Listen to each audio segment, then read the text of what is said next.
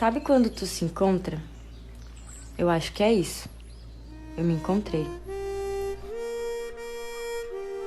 E ao mesmo tempo que eu me encontrei, eu fui encontrada.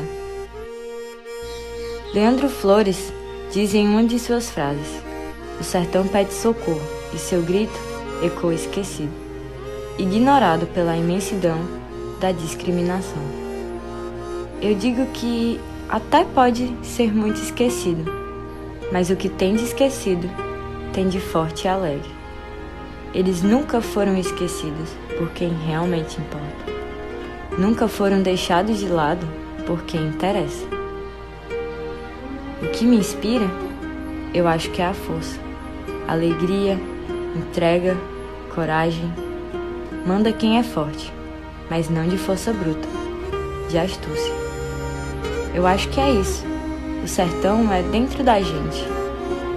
O sertão é o mundo que acompanha o nordestino. O que me inspira é a gente ser nordeste, dentro e fora. Ali é onde está o sertanejo, aqui e agora. É por aqui que eu quero começar a deixar o meu legado. E se for preciso, gastarei a minha vida para isso. Não por escrito, pelo que há de ser vivido. Existe um olhar sobre esse lugar, e são esses pensamentos que o definem. Há um desejo ardente, deixar as marcas de Jesus, onde quer que nossos olhos estejam direcionados a parar e enxergar. Ser suas mãos, ser seus pés, olhar com seus olhos. Sertão, você é amado.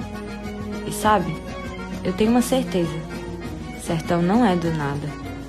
Sertão é propósito.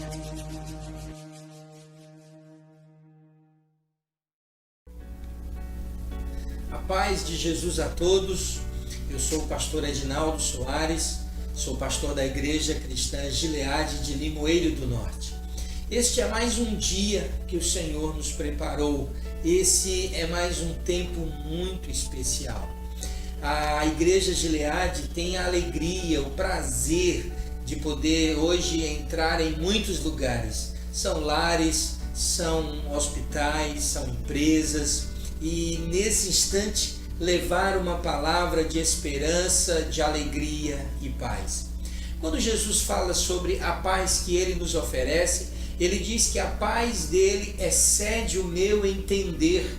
A paz de Jesus excede todas as minhas circunstâncias, independente se o que eu estou vivendo hoje é uma circunstância boa ou ruim. A paz de Jesus excede, é um prazer acima de todas essas situações. Ainda na palavra de Deus, no livro de Eclesiastes capítulo 3, ele diz que há um tempo para cada propósito debaixo do sol. E esse tempo é o agora, é o tempo de edificação, um tempo de crescimento através da palavra de Deus para a sua vida e para a sua família. Eu quero te fazer um convite muito especial. Venha nos conhecer pessoalmente, venha nos fazer uma visita. A Igreja Gileade em Limoeiro do Norte fica na rua Augusto Fidelis, número 2172, pertinho do Campo Florestal. E todo domingo nós temos 2 encontros. Um pela manhã, às 9 horas da manhã, começa às 9 da manhã, e um outro encontro à noite, que começa às 18 horas. Será um prazer, uma grande alegria receber você e a sua família. Vou deixar você na paz de Jesus, vou deixar você com mais uma programação preparada com muito carinho para você. Então aproveita, fica na paz de Jesus e na doce presença do Espírito Santo. Fica na paz. Que nós possamos declarar como nós o amamos, Senhor. Tu tens liberdade aqui, meu Pai. Espírito de Deus, enche o teu povo, Senhor. Enche as nossas vidas, Senhor. Que possamos transbordar da tua presença, Senhor. Esconda-me em ti, esconda-me em ti, nas asas do seu amor, oh Senhor. Esconda-me em ti, esconda-me em ti, nas asas do seu amor. Como eu amo o Senhor, como eu amo seu nome. Tens o nome mais lindo que eu conheço. Como eu amo seu nome, o nome acima de todo nome. Como eu amo seu nome. Tens o nome mais lindo que eu conheço. Como eu amo seu nome. Oh Jesus, esconda-me em ti, esconda-me em ti, nas asas do seu amor. Vem Espírito, esconda-me em ti, esconda-me em ti, nas asas do seu amor. Como nós o amamos, Deus, como eu amo seu nome. Tens o nome mais lindo que eu conheço. Como eu amo seu nome, oh Senhor. Como eu amo seu nome. Tens o nome mais lindo que eu conheço. Como eu amo seu nome. Qual é o som? Qual é o som? Qual é o som de quando Deus desce na terra? Qual é o som? Qual é o som? Oh Espírito. E qual é o som? Qual é o som de quando Deus desce na terra? Qual é o som? E esse é o som. O carpinteiro batendo a porta. O carpinteiro batendo a porta. Deixa ele entrar, meu amado, esta noite. E esse é o som. O carpinteiro batendo a porta. O carpinteiro batendo a porta. Esconda-no, Senhor. Esconda-me em ti. Esconda-me em ti, nas asas do seu amor, do seu amor, do seu amor. Esconda-me em ti, esconda-me em ti, nas asas do seu amor. Você pode declarar como eu amo esse nome. Oh! E como eu amo seu nome. Tens o nome mais lindo que eu conheço. Como eu amo seu nome. E como eu amo seu nome. Tens o nome mais lindo, mais lindo. Oh Deus. E esse é o som. Qual é o som? E qual é o som? Qual é o som de quando Deus desce? E qual é o som? É o som de adoração. E qual é o som? Qual é o som de quando Deus desce na terra? Qual é o som? É o som de quebrantamento. Qual é o som? Qual é o som de quando Deus desce na terra? Qual é o som? E esse é o som. E esse é o som. O carpinteiro batendo a porta. O carpinteiro batendo a porta. Ele está batendo na sua vida esta noite. Eis que estou à porta e bato. Se você abrir, a palavra de Deus diz que ele entrará e mudará. Mas como esse louvor diz, você precisa abrir aí do lado de dentro. E esse é o som, e esse é o som, e esse é o som quando de dentro nós abrimos a porta, quando eu e você nos colocamos na dependência do Senhor.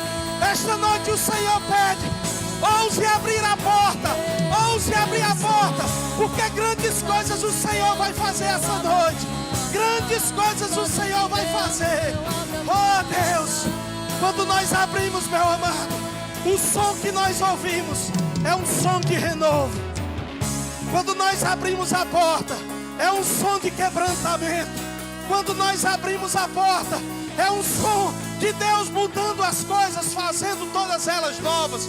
Porque a palavra de Deus nos garante que quando Ele vem sobre as nossas vidas e quando nós o aceitamos, Ele faz novas todas as coisas. Então que essa noite você deixe o Senhor, o Espírito Santo de Deus, entrar na sua vida. Que Ele possa entrar na sua vida esta noite. Que você possa dar espaço. Que você possa dar espaço. Porque nós sabemos, irmãos, que nós precisamos ser como barro nas mãos do oleiro. Mas essa noite eu digo a você: abra a porta, porque o carpinteiro bate.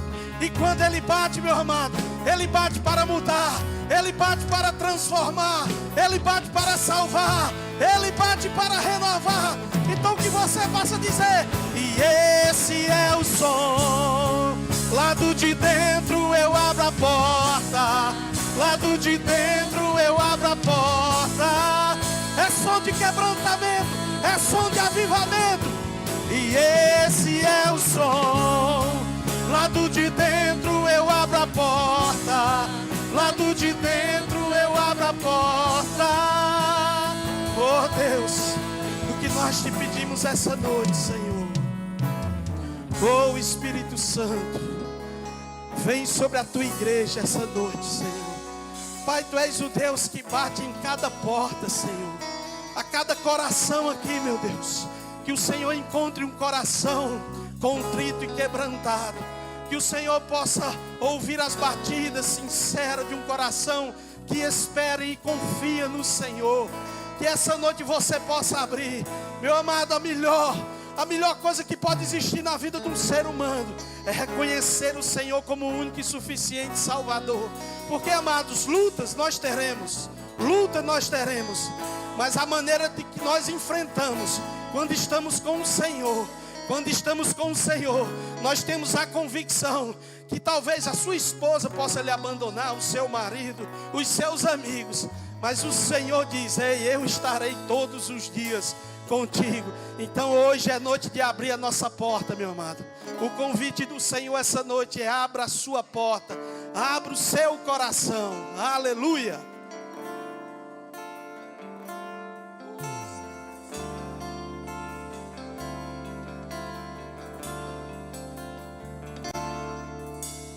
Pai, hoje eu vim dizer e não posso viver sem tua misericórdia, e que eu dependo só de ti.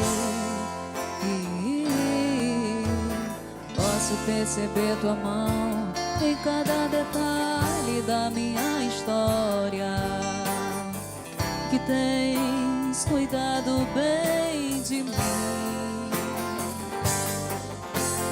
Qualquer coisa que eu faço ainda será pouco pra retribuir, mas eu vim te entregar o melhor de mim.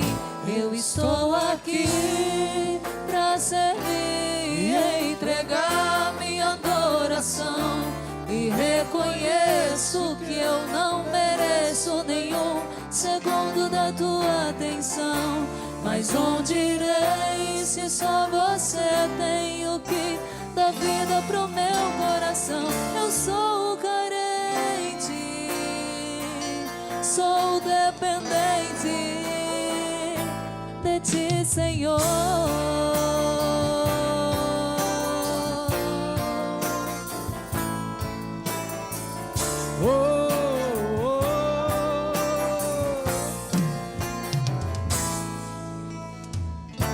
Sou dependente pra viver, pra correr, para ter, para ver, para ser, pra sentir, pra saber, pra andar, pra parar, louvar, exaltar, glorificar o seu nome. Eu sou dependente para ir, para vir, para descer, para subir, para falar, para ouvir. Eu sou dependente para chorar, para tocar, para falar no nome dele. Pai, eu te ouvi dizer que não posso viver sem tua misericórdia, e que essa igreja depende de ti. E eu posso perceber tua mão em cada detalhe da nossa história, e que tens cuidado tão bem de nós. Mas qualquer coisa que eu faço ainda será pouco pra retribuir. Mas eu vim te entregar o melhor de mim. Eu estou aqui pra servir, entregar minha adoração. E reconheço que eu não mereço nenhum segundo da tua atenção. Mas onde irei se só você tem o que dá vida pro meu coração? Eu sou carente, sou dependente de ti, Senhor.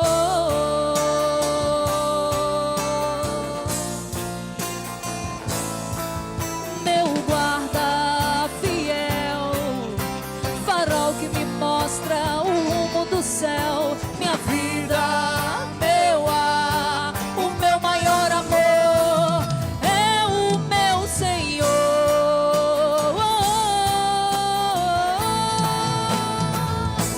Estou aqui pra servir e entregar minha adoração. E reconheço que eu não mereço nenhum segundo da tua atenção. Mas onde irei se só você tem o que dá vida pro meu coração? Sou carente, sou dependente. Eu estou aqui de ti, Senhor. Declare nessa noite: estou aqui pra servir, entregar minha adoração. eu não mereço nenhum segundo da tua atenção. Mas onde irei se só você? Sou carente, sou dependente de ti, Senhor.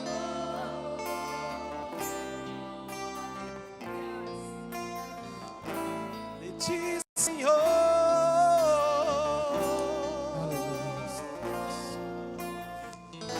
De ti, Senhor. Aleluia. Declare todo o seu amor esta noite. Quanto você ama o Senhor, quanto você ama Jesus Cristo. Declare a Ele esta noite, por tudo que Ele já fez na sua vida, por tudo que Ele já fez, mesmo eu e você não merecendo, mas o Senhor é fiel.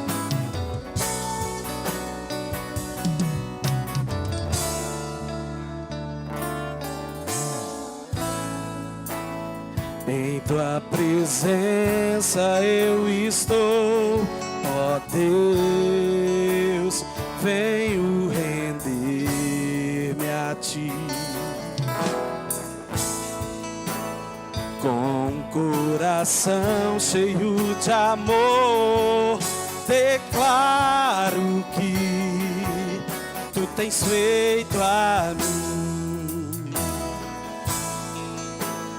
Mesmo sem merecer, me amou na cruz, se entregou por mim. Dos meus pecados me lavou, dos meus pecados me lavou, e com teu sangue me redimiu. Confio Senhor, com todo o meu ser, e em teu nome ponho a minha esperança. Te amo, Jesus, e não há para mim outro igual a ti. Não, não, não, não há. Te amo, Jesus, e não há para mim outro igual a ti. Mesmo sem merecer, me amou na cruz. Ele se entregou por mim e por você. Ele se entregou por mim, meu amado, e os meus pecados me lavou. Dos meus pecados me lavou, e com seu sangue me redimiu. Adore a Ele, diga: confio em ti, Senhor, com todo o meu ser, e em teu nome eu ponho a minha esperança. Levante suas mãos e adore. Te amo, Jesus,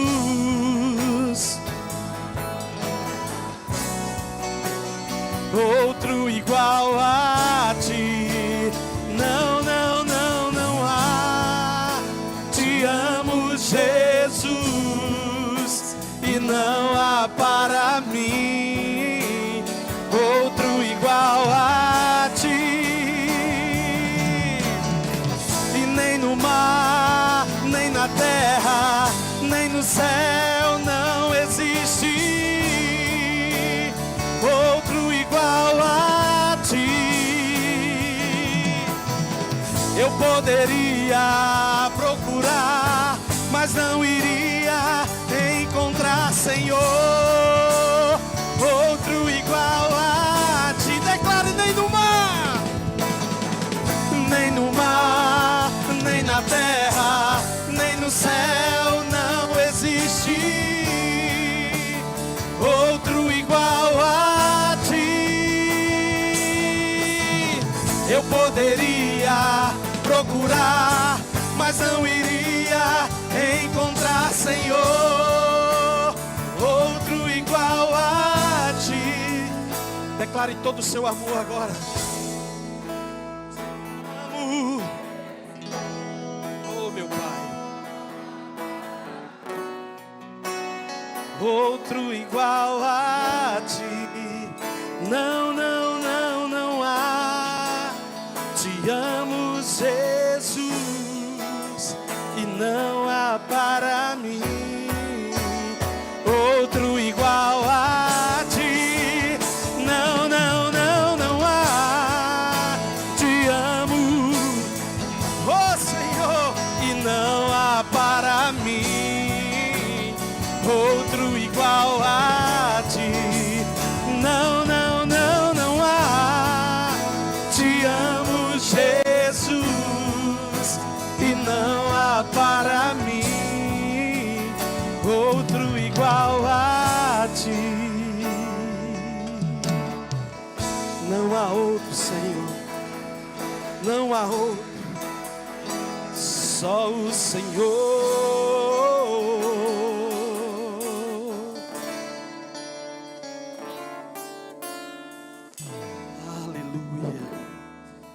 Abra sua Bíblia comigo no livro que só tem um único capítulo, que é Filemão. Livro de Filemão é uma oportunidade que nós vamos ter de ter uma história hoje preciosa. Pela manhã eu preguei esse tema e hoje à noite estou retornando a ele. Espero que os que estiveram de manhã possam estar com os ouvidos atentos, porque o Espírito Santo vai falar outra coisa, de outro jeito. E aí é assim que ele faz na nossa vida. Vai estar aqui na projeção também, você pode acompanhar. A carta de Paulo a Filemão fica antes de Hebreus, lá atrás, bem lá para trás. Se você vier de trás para frente, talvez chegue até mais ligeiro. Filemão, capítulo 1, partir do versículo 8. Nós vamos ler só alguns versículos, mas acredito que vai ajudar bastante. E se você chegar em casa e ler o restante, já pode dizer, li um livro todinho da Bíblia. Li Filemon, um capítulo só, mas bênção. O texto diz assim, versículo 8. Pois bem, ainda que eu sinta plena liberdade em Cristo para te ordenar o que convém, prefiro, todavia, solicitar em nome do amor, sendo que sou Paulo, o velho, e agora até prisioneiro de Cristo Jesus. Sim, solicito-te em favor de meu filho Onésimo, que gerei entre algemas.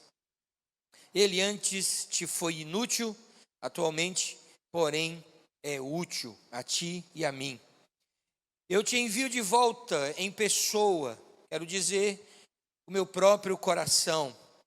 Eu queria conservá-lo comigo mesmo, para que em teu lugar me servir nas algemas que carrego por causa do Evangelho. Nada, porém, quis fazer sem o teu consentimento, para que a tua bondade não venha a ser como que por obrigação, mas de livre vontade. Pois acredito que ele veio a ser afastado de ti temporariamente, a fim de que o possuísses para sempre. Não já como escravo, antes muito acima de escravo, como irmão caríssimo, especialmente de mim e com maior razão de ti, quer na carne, quer no Senhor. Se, portanto, me consideras companheiro, recebe-o como se fosse a mim mesmo. E se algum dano te fez, ou se te deve alguma coisa, lança tudo na minha conta. Eu, Paulo, de próprio punho o escrevo, eu pagarei, para não te alegar que também tu me deves até a ti mesmo.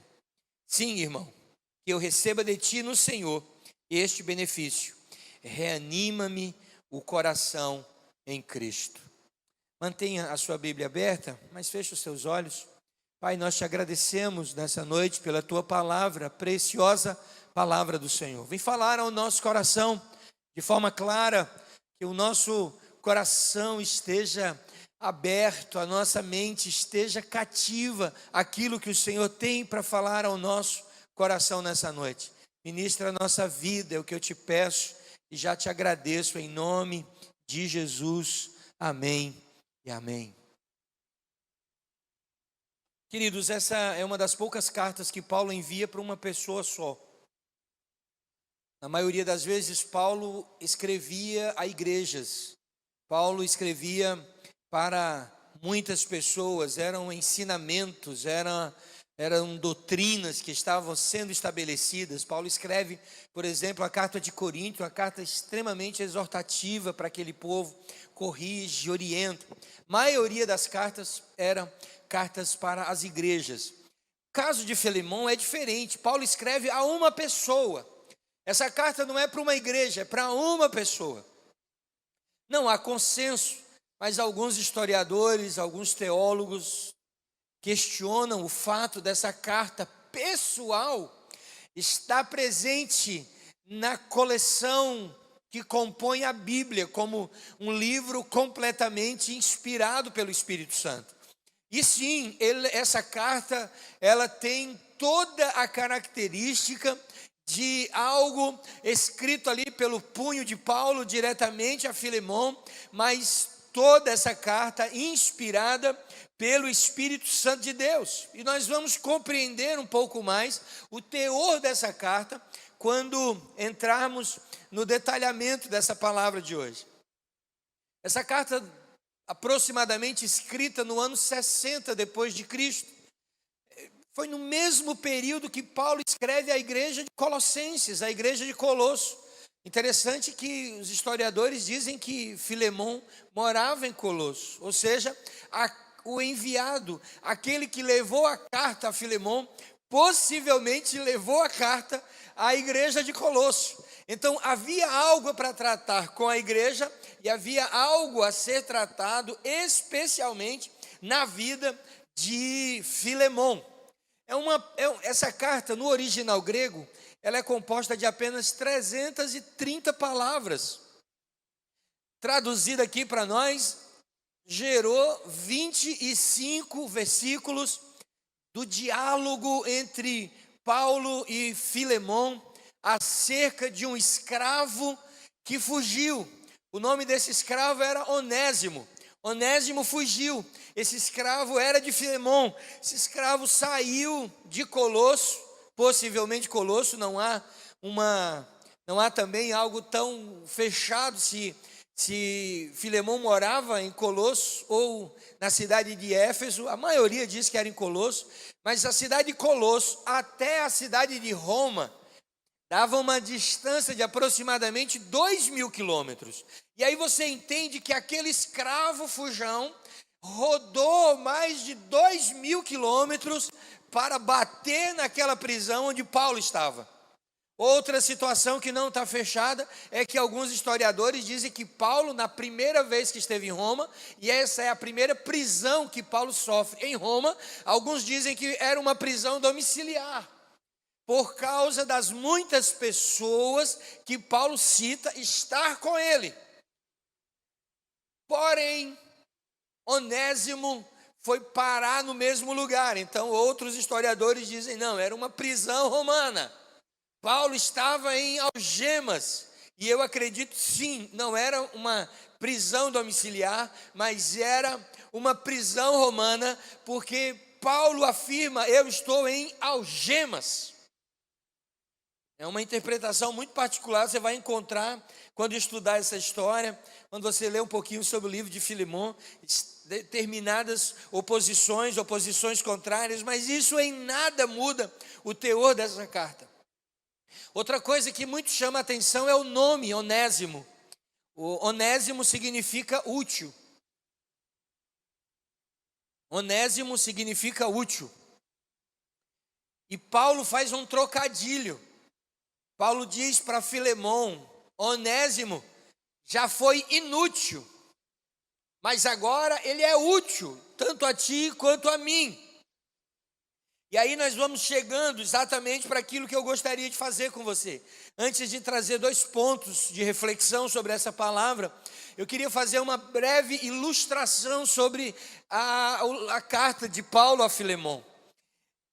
Eu compreendo que essa carta ela poderia ser um evangelho, porque nos evangelhos você encontra toda a história da redenção.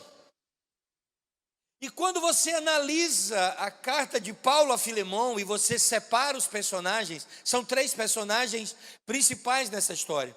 Um personagem é Filemon, o destinatário da carta. O segundo personagem é Onésimo, o escravo que fugiu. E o terceiro personagem é Paulo. E aí eu queria com você dar a cada um desses personagens uma analogia, fazer a cada um desses personagens uma comparação.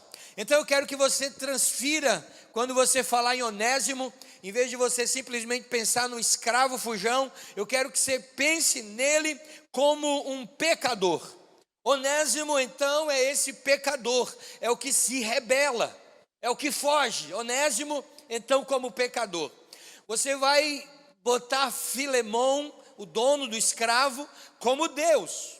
Então, Onésimo, o pecador, foge de quem? De Deus.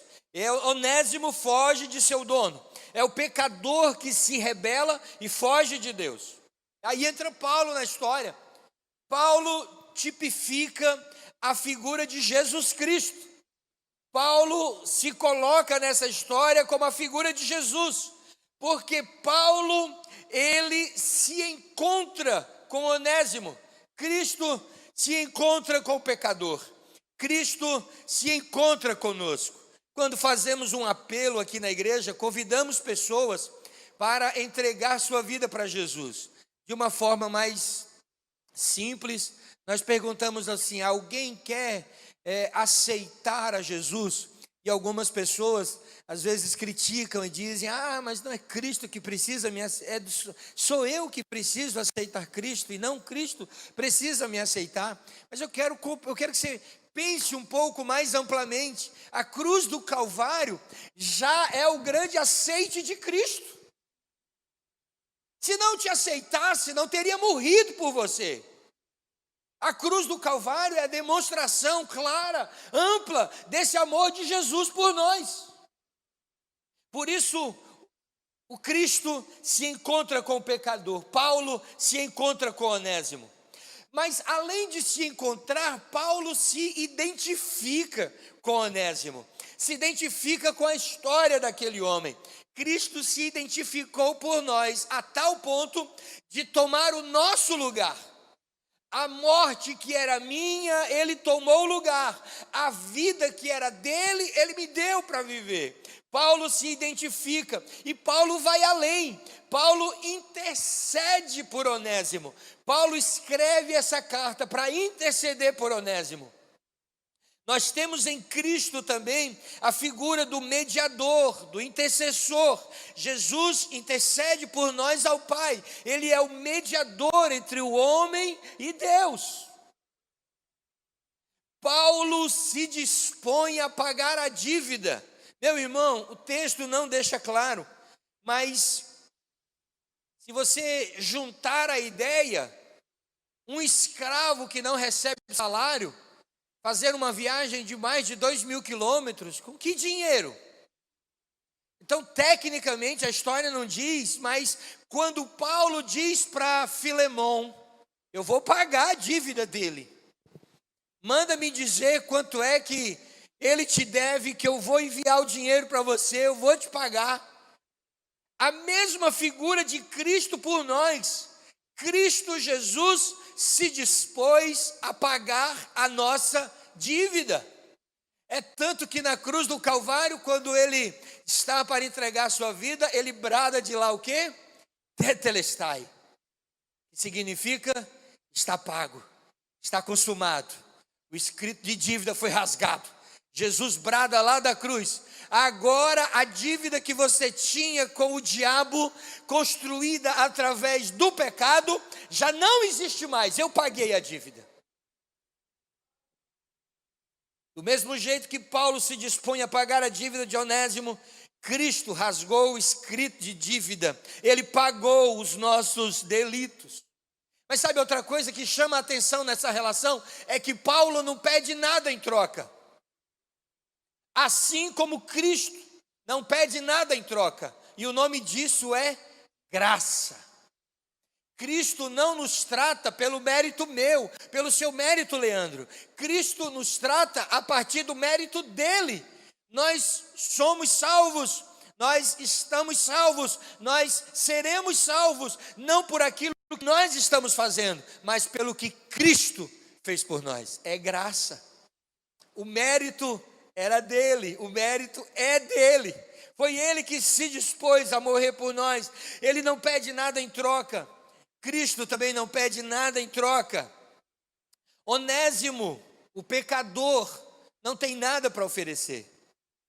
Nós também não temos nada a oferecer. Temos nada. Nós somos devedores. Por mais bondade que você faça na vida, você é devedor.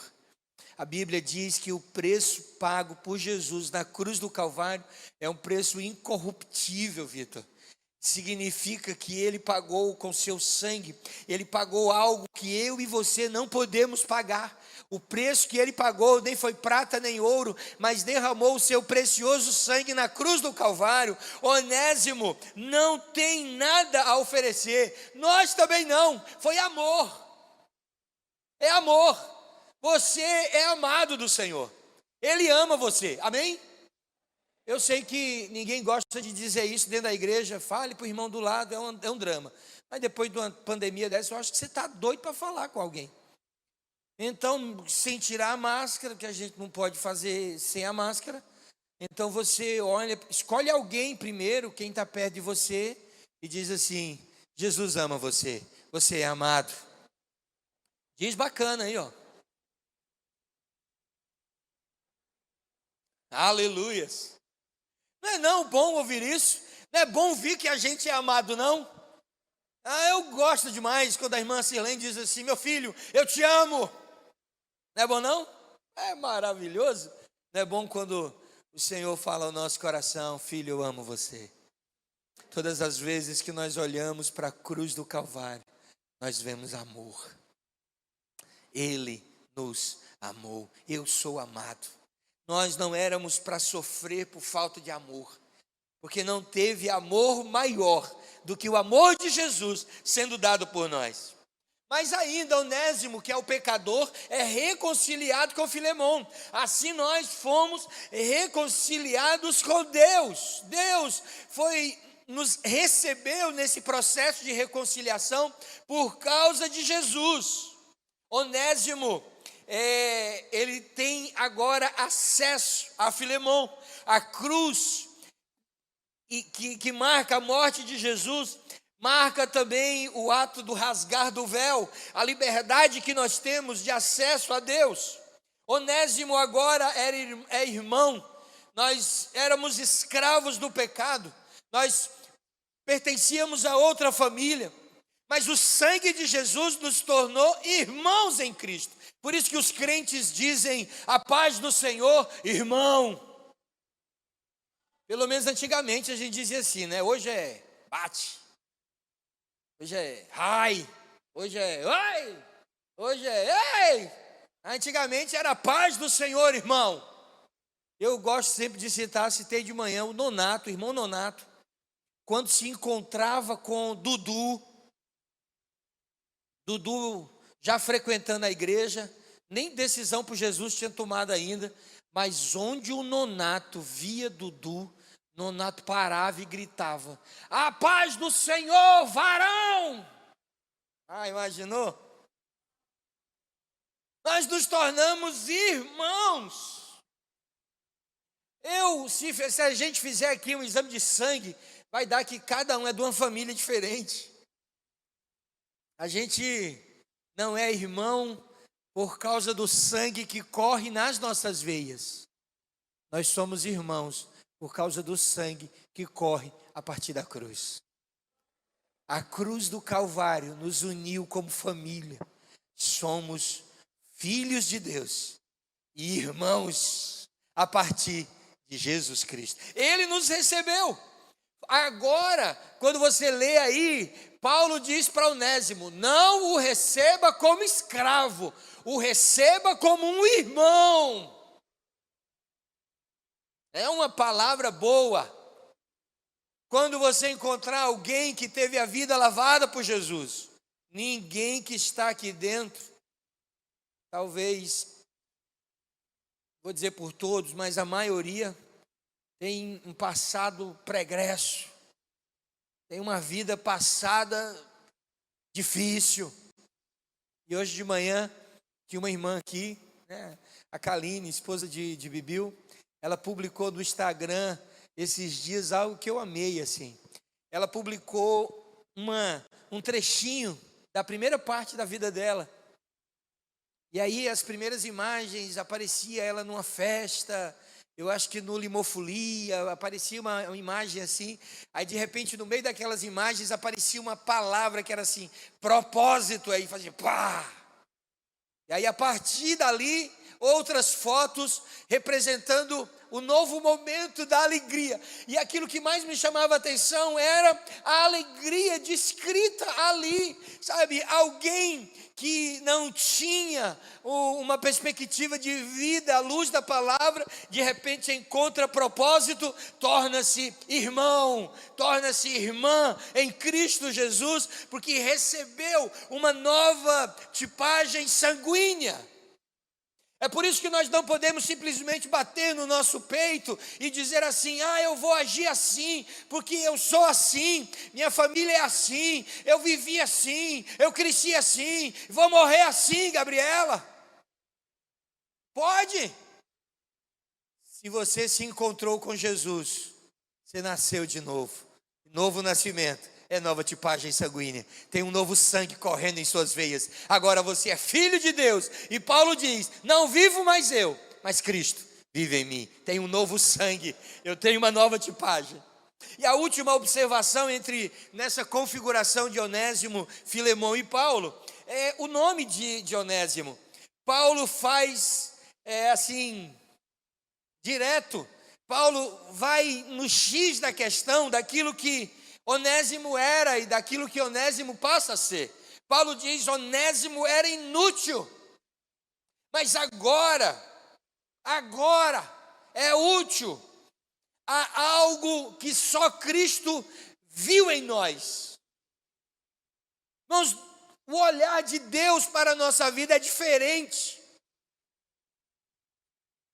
Você já imaginou como Jesus, se você fosse Jesus, faz um exercício aí, você é Jesus e Deus diz assim para você: vai lá, desce, Wesley, vai lá, vai à terra, você é Jesus, você é meu filho, escolhe 12 discípulos para caminhar contigo, para serem seus discípulos. Tu escolhia aqueles 12 que Jesus escolheu? Homem, pelo amor de Deus, que triagem foi aquela que Jesus fez, rapaz? Jesus escolheu 12, olha a turma que ele escolhe. No bojo da turma tinha um que, homem, pense numa incredulidade medonha. Ele dizia assim: só acredite se tocar. O cara caminhou com Jesus a vida inteira, recebe a notícia que Jesus ressuscitou, mas diz assim: ele ressuscitou? Só acredite vendo. E tem mais, não é só ver não, eu tenho que tocar, eu tenho que botar a minha mão ali nas chagas, na ferida do lado, só aí eu vou acreditar. Jesus escolheu esse homem para ser discípulo. Você acredita nisso? Escolheu Judas, que tinha uns problemas com finanças. Judas não podia ver o gasofilácio. Jesus sabia e escolheu ele. Escolheu Pedro, o cara que uma hora era intempestivo demais. Pedro, quando os soldados chegam para prender Jesus, olha que Jesus já tinha falado para Pedro uma ruma de vez já: Pedro, eu vou para a cruz, Pedro. Pedro, eu estou rumando para o Calvário, Pedro.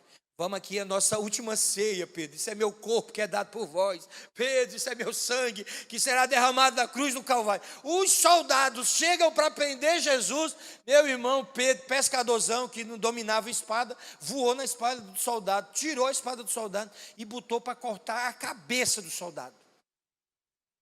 É porque ele errou, cortou a orelha. Mas Pedro queria cortar era a cabeça daquele soldado. Não vai pegar no meu Jesus de jeito nenhum. Jesus escolheu Pedro. E não acho graça não, porque Jesus escolheu você. Jesus me escolheu, você acredita? Tem dia que eu olho no espelho e digo assim: Senhor, o Senhor tem certeza que sou eu mesmo, Pai? Com todas as nossas imperfeições, porque aqui dentro não tem um perfeito. Glória a Deus mesmo. Quando eu falar agora, você faz que nem a Cristiane, você dá um glória a Deus. Aqui dentro não tem um perfeito. Glória a Deus. Não somos perfeitos, cada um de nós tem defeitos. Defeitos que a gente sabe, defeitos que só os outros sabem. Quem convive com você sabe metade de defeito que você nem sabe. Você devia conversar com quem convive com você. Chegue em casa e diga assim: minha filha, me conte os meus defeitos. Esteja aberto para ouvir. Não pergunte, depois fique chateado, não. Diga para ela assim: minha filha tem liberdade. Fale, vai ser uma enxurrada. Nenhum de nós que está aqui dentro é perfeito. E é por isso que somos imperfeitos, uma igreja imperfeita.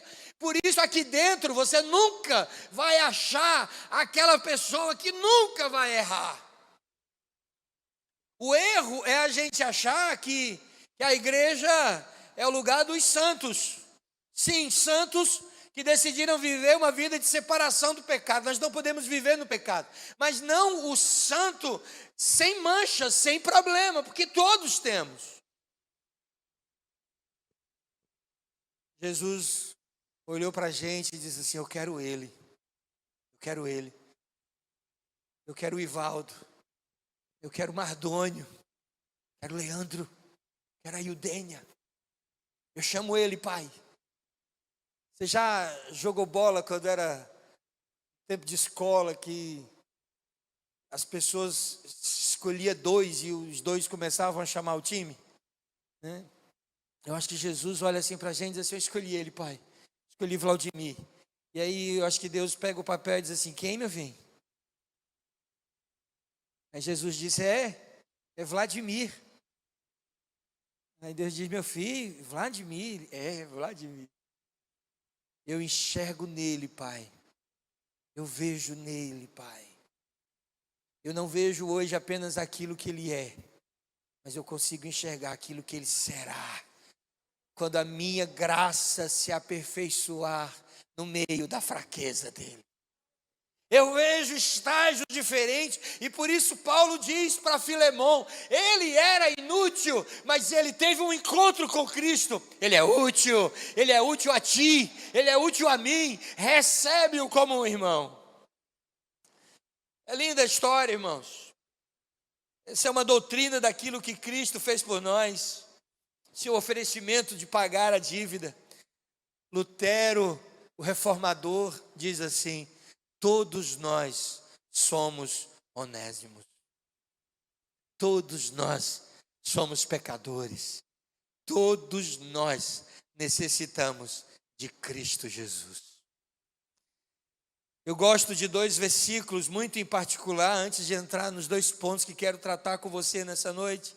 O primeiro versículo é Efésios capítulo 2 e versículo 6. O texto diz assim: e nos ressuscitou juntamente com ele e nos fez assentar nos lugares celestiais em Cristo Jesus. Nós fomos não apenas aceitos por Cristo, mas fomos aceitos em Cristo Jesus. Ele nos fez assentar nos lugares celestiais. Ele nos colocou, Ele nos chamou, Ele se assentou. Ele, quando diz Ele nos chamou para assentar nesses lugares celestiais. Em Cristo era mais ou menos dizer assim: você não tinha vaga no time, mas Ele saiu do time e disse: bota Ele. É bom demais. E o último versículo é 2 Coríntios, capítulo 5, versículo 21. Diz assim: aquele que não conheceu o pecado, se fez pecado por nós, para que nele fôssemos feitos justiça de Deus. Ele é tudo em nós. Por isso a história contada por Paulo, que junta um senhor de escravo, Filemão, junta o escravo Onésimo e junta Paulo na prisão, dá uma boa epístola, dá um bom evangelho, porque conta a narrativa de alguém que era assim como eu e você, necessitado, mas que um dia foi encontrado, e quando foi encontrado, recebeu muito mais do que merecia, recebeu vida, recebeu perdão e recebeu oportunidade. E agora, pela última vez, hoje à noite, você vai escolher alguém e vai dizer assim: você é Onésimo. Você é Onésimo. Você é esse pecador. Você é Onésimo.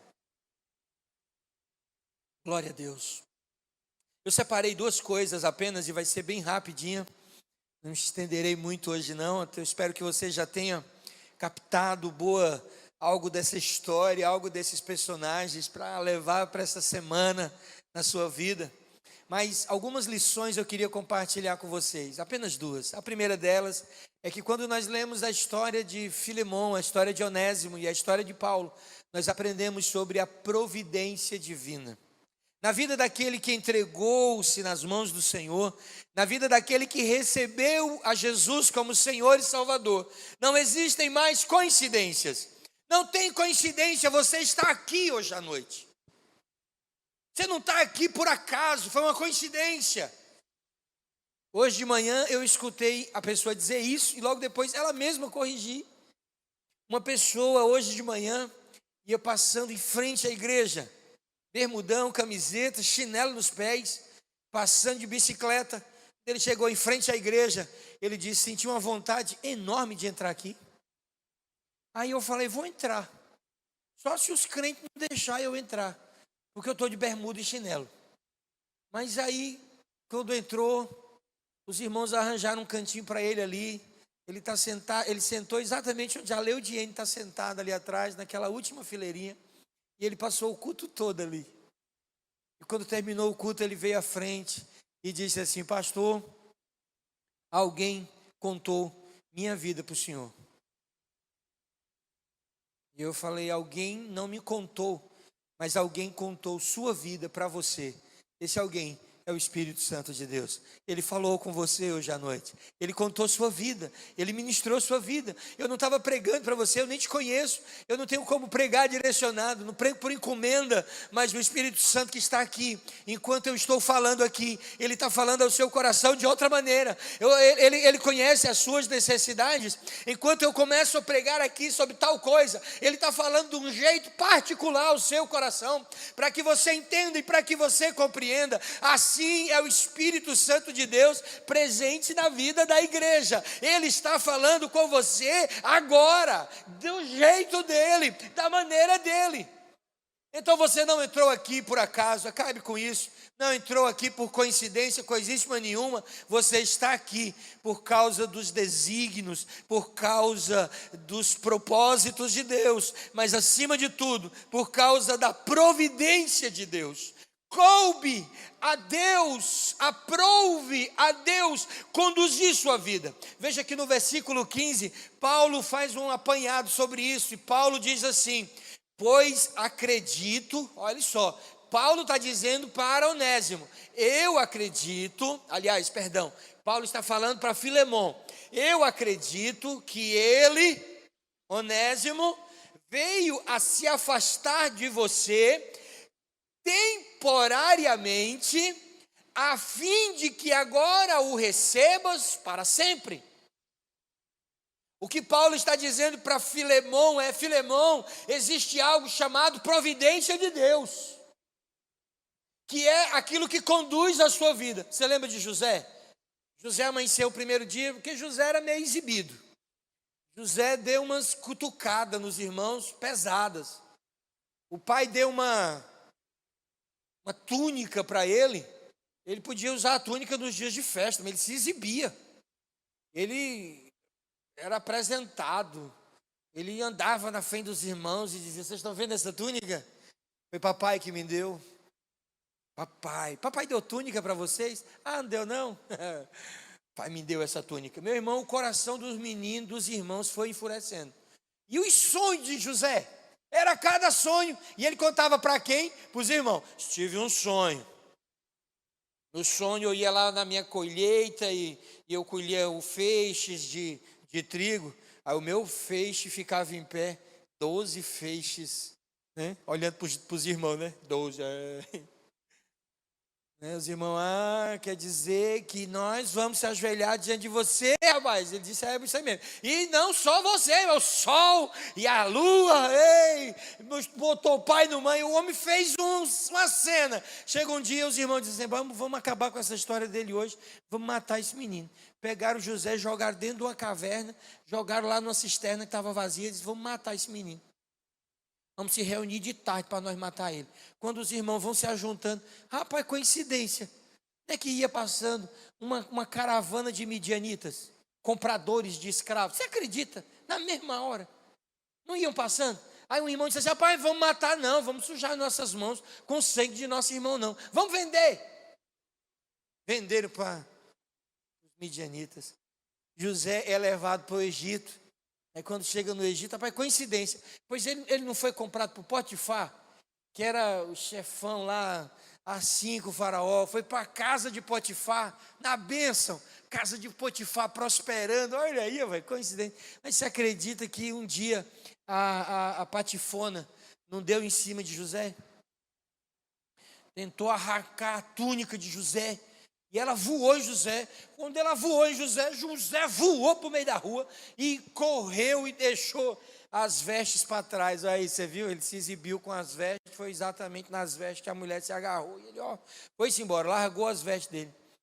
Foi parar onde? A prisão. Potifar mandou prender José. O ficou lá esquecido, mofando na cadeia. Mas José tinha um negócio com um sonho. Ele revelava um sonho. Pois não é, rapaz, que o copeiro e o padeiro sonharam lá dentro. E aí contaram para José, Deus revelou para José. José revelou para ele, diz: padeiro, morte. Copeiro, você vai voltar para servir.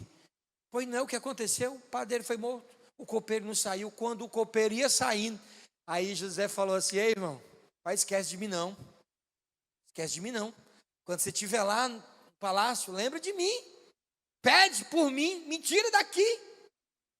Mas, coincidência, o copeiro esqueceu de José lá na prisão.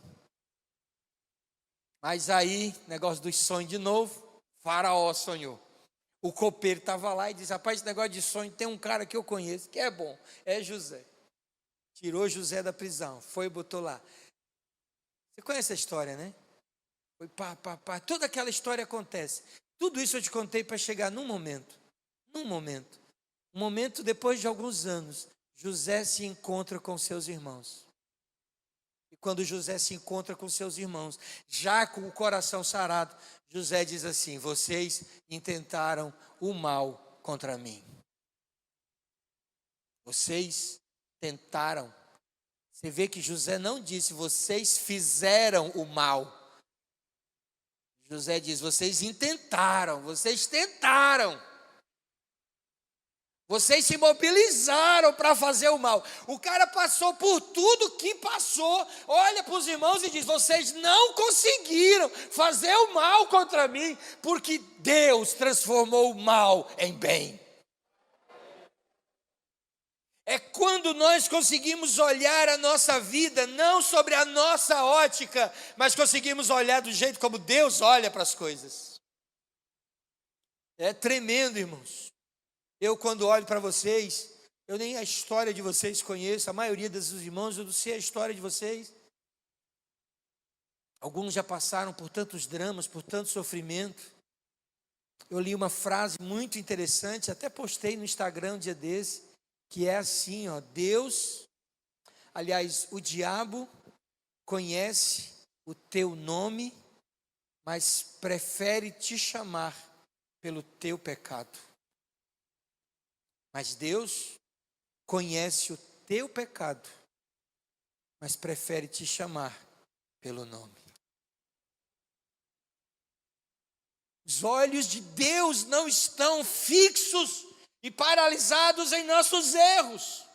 É preciso enxergar a vida sobre a ótica de Deus. A providência de Deus diz respeito ao governo, ao controle, à direção que é sábia e amorosa do Senhor. Irmãos, eu não sei as coisas que estão acontecendo na minha vida, eu não consigo imaginar.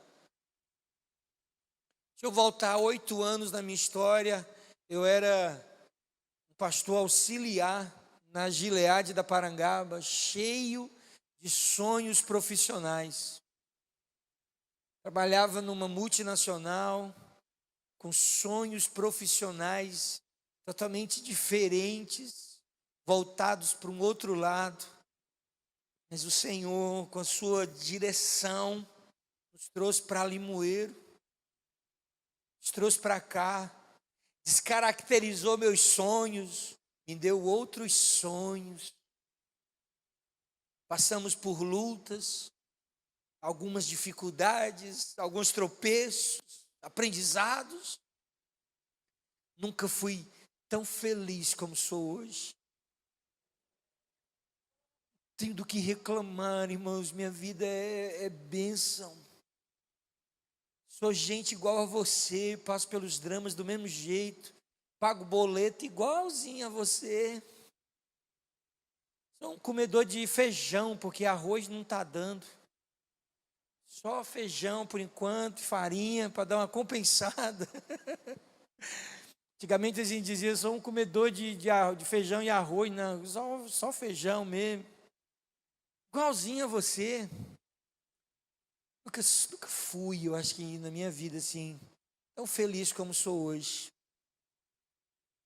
Não porque eu não tenha tantos outros motivos de felicidade. Só olhar para trás, eu tive momentos de felicidade tão grandes quantos lá atrás. Não é que eu era infeliz e virei feliz agora, não. É que eu estou experimentando uma nova felicidade. Sabe como? Quando você decide deixar Deus, por sua providência divina, conduzir sua vida.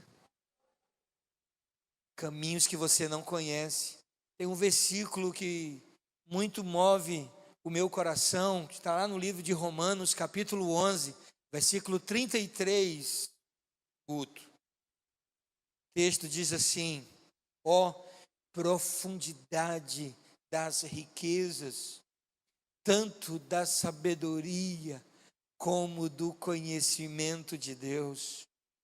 Quão insondáveis são os teus juízos e quão inescrutáveis os teus caminhos.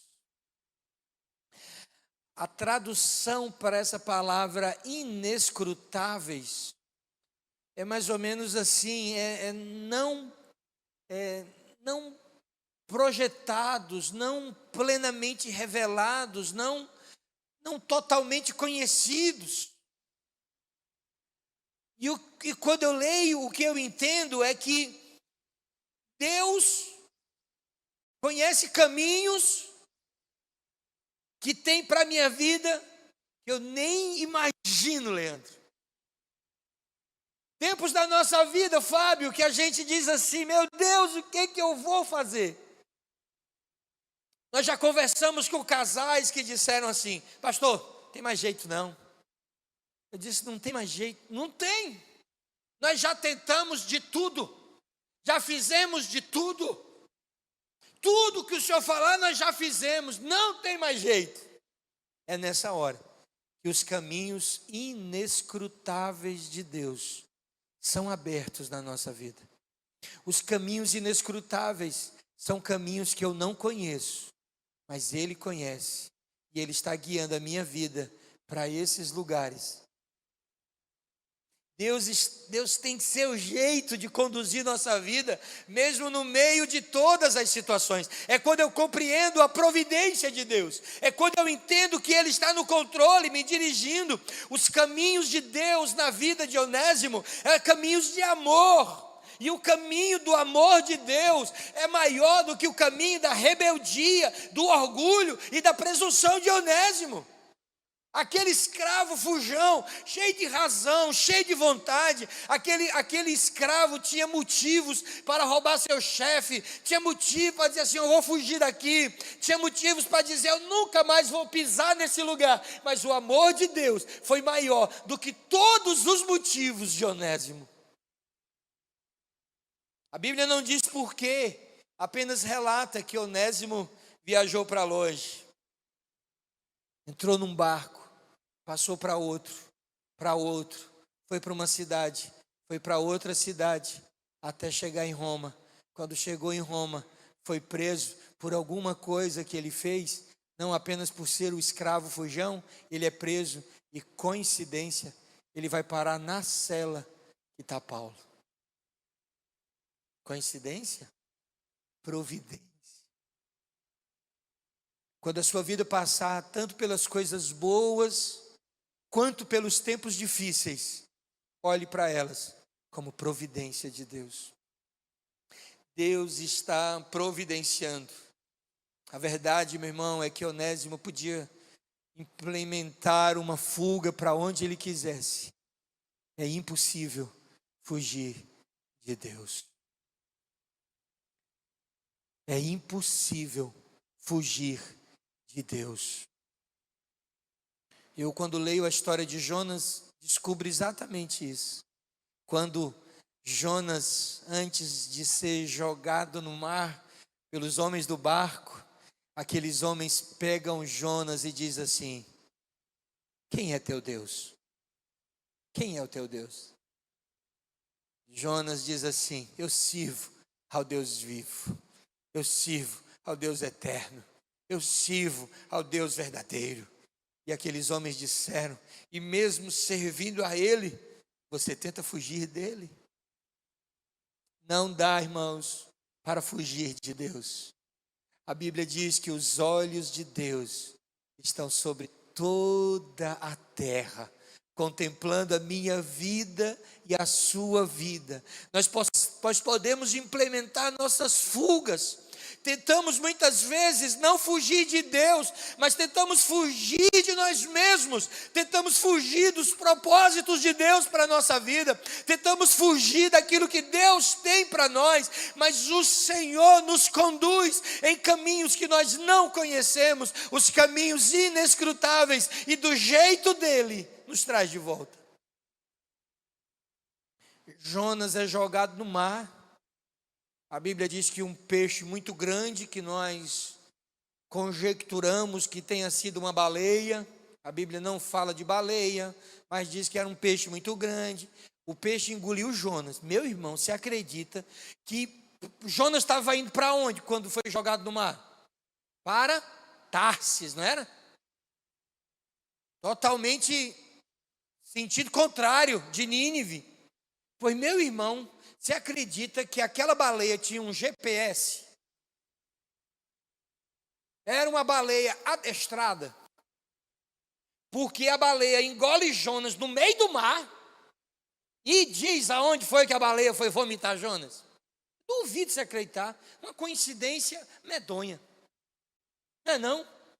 Não é coincidência não? Aquele peixão, de repente, pegou uma rota, escolheu uma praia aleatoriamente. E aí quando chegou na praia, aí vomitou Nínive. Aí Jonas disse: opa, onde é que eu estou?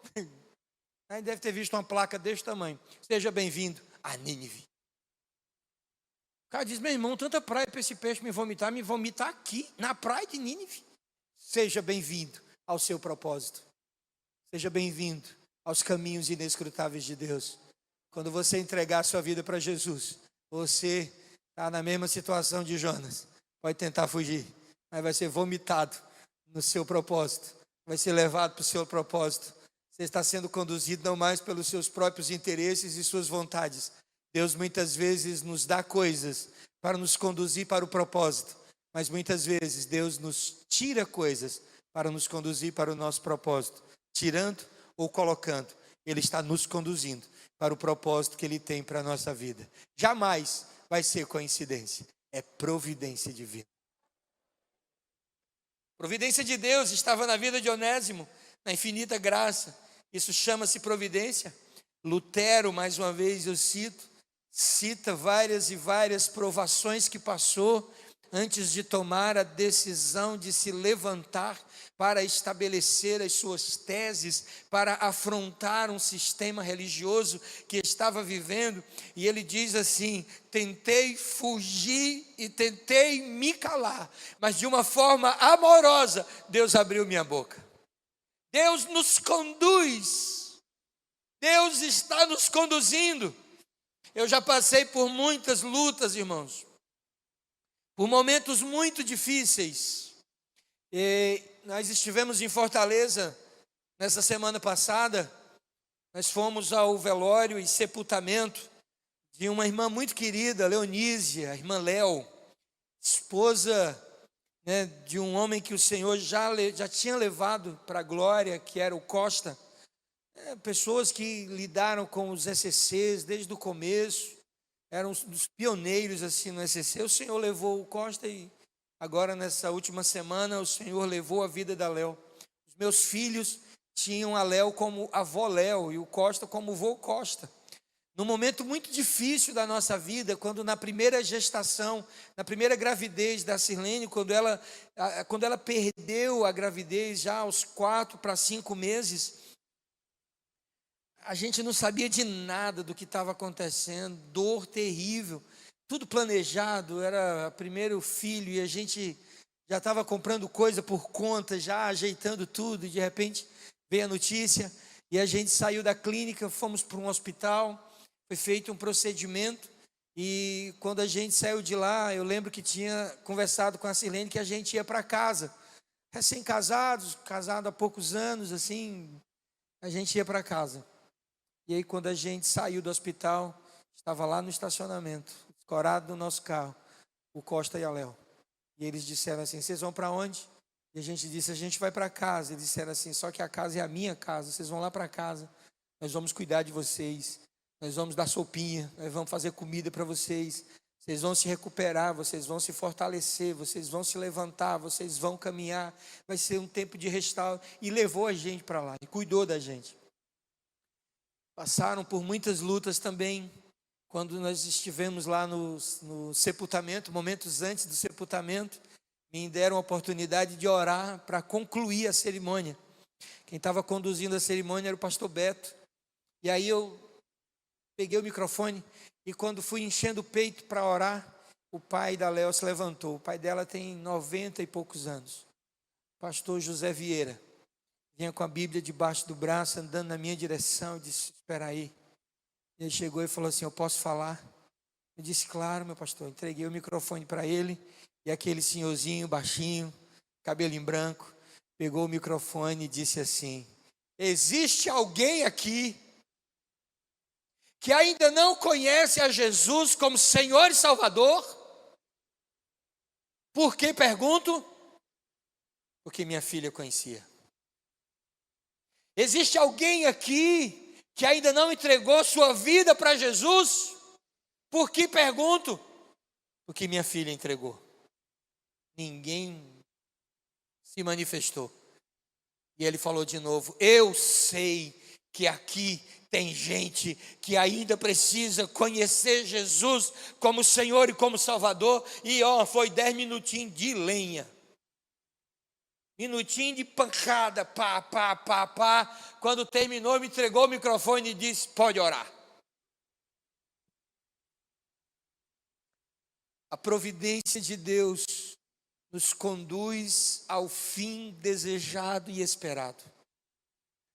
Por mais dificuldades que a Léo, por mais dificuldades que o Costa tenham enfrentado, a providência de Deus os conduziu a um tempo de plenitude em Cristo Jesus. Sabe, é quando você não consegue compreender, mas você vê um senhor, pai, 90 e poucos anos, que poderia chegar ali se arrastando, com a voz embargada, sem conseguir falar, mas fala com firmeza. Sabe por quê? Porque compreende o Deus que está dirigindo a história, porque compreende que o fim que o Senhor dá é o melhor para a nossa vida, porque entende que mesmo que não esteja sendo agradável para mim, o melhor lugar para estar é o lugar onde Deus me coloca, mesmo que seja em algemas, mesmo que seja em prisões. Onésimo foi gerado em prisões, cartas preciosas às igrejas foram geradas em prisões, a carta de Paulo a Timóteo foi gerada em prisão, cartas tremendas, coisas que são geradas mesmo no meio da dificuldade, mas quando você compreende, Deus está conduzindo a minha vida, Deus está conduzindo a minha história, o meu coração se tranquiliza, e mesmo diante da morte, o meu coração está firme em Cristo. A segunda lição e última, só para a gente dar uma passada geral, é que você precisa aprender sobre o poder de Deus. O poder de Deus é marcado pelas grandes mudanças da nossa vida. Por isso que Paulo diz assim, Onésimo era inútil. Onésimo era inútil. O poder de Deus nos transforma, irmãos. O poder de Deus transforma os desertos secos em mananciais de águas. É quando o profeta diz, ou o Espírito diz, filho do homem, pode por acaso esses ossos secos tornarem a ter vida? Jamais devemos duvidar do poder de Deus. Não existem irrecuperáveis diante de Deus. Aliás, Deus, ou o Deus que mudou a sua vida, vai mudar a vida de muito mais gente. O Deus que arrancou você de lugares onde você nem imaginava um dia sair. O Deus que arrancou ídolos do seu coração. O Deus que mudou sua percepção. O Deus que transformou sua vida, continua transformando hoje. Está presente hoje nesse lugar e quer transformar sua vida, seu coração, sua existência. Deus que olha para a nossa vida com misericórdia e diz: Ele é útil.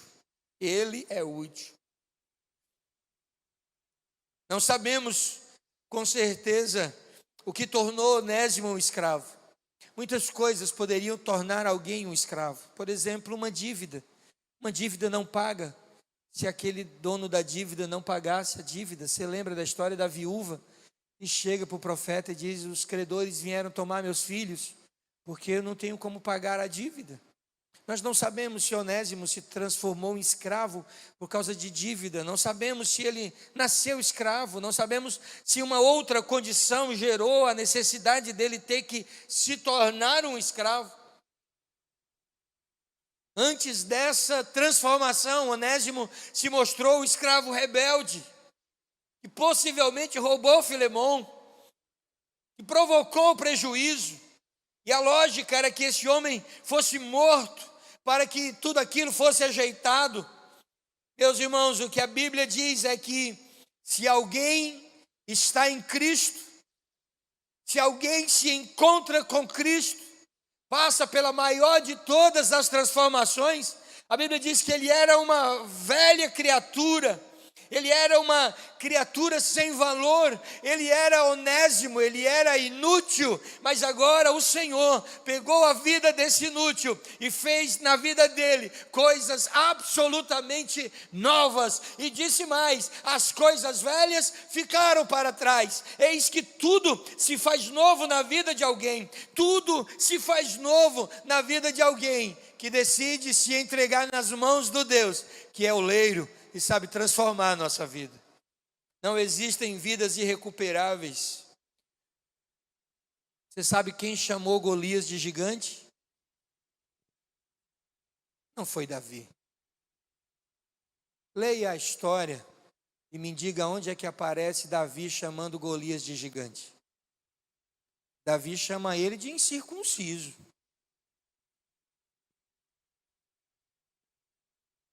Mas de gigante, não. Quem chamou de gigante foram os irmãos de José, os soldados, Saul, mas não Davi. O que eu quero dizer com isso? É que nós é que estamos dando nomes aos nossos gigantes. Coisas que estão enraizadas em nossa vida e que precisam ser arrancadas. Nós as estamos chamando de gigantes. E estamos deixando essas coisas grandes demais. Mas hoje Deus diz para você: não existem pessoas que não possam ser transformadas, porque não existe pecado que não possa ser perdoado. Não existem pessoas que não possam ser amadas. Não existem. Se você está aqui hoje à noite, você é a prova disso. Eu e você somos provas desse amor.